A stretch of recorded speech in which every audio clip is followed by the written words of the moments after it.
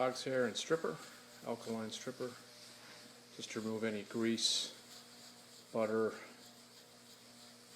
maple syrup, any grease or grime off the stone first before we crystallize. This is our Makita model number. Works great. Get our Makita and our steel wool pad on top of our driver.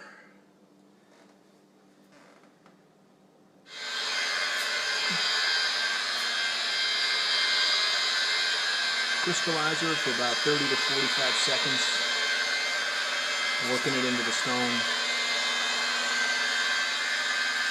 and then you check yourself to see if there's any smear marks, but 30 to 45 seconds is about the time to work it into the stone properly.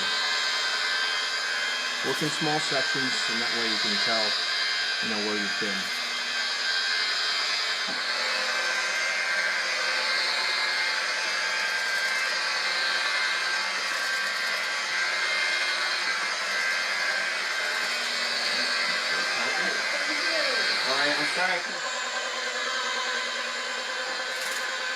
It's nice to have a quick RPM, Yep.